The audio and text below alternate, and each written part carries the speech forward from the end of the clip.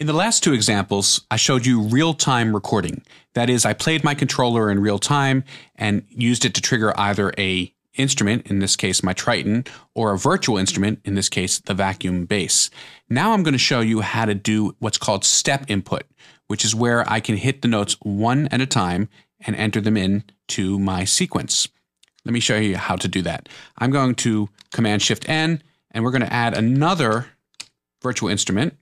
I'm just using my arrow keys, Command down arrow to choose instrument, Command right arrow to choose stereo. And this time, I'm going to choose a Digidesign plugin that is called Expand 2. Expand 2 has all different types of sounds. We're going to choose a string sound. Let's try it out. Excellent.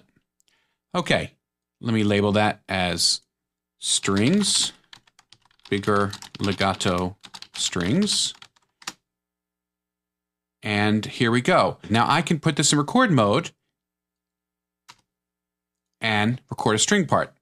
But in this case, I want to enter in the notes one at a time. Let's say I'm putting in some really big chords and I have trouble moving quickly on the keyboard. I want to do it one at a time. So the way I do that is under my event menu, under event operations, I choose step input.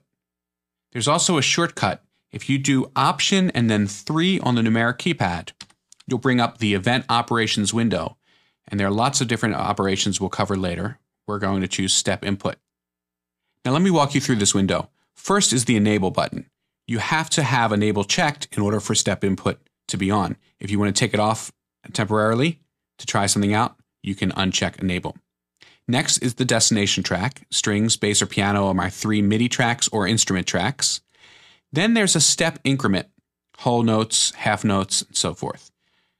And then down here is a velocity section. And remember, velocity is how hard I hit the key, which usually equates to how loud the sound is, but sometimes it equates to the timbre of the sound and other things. And that goes from 0 to 127.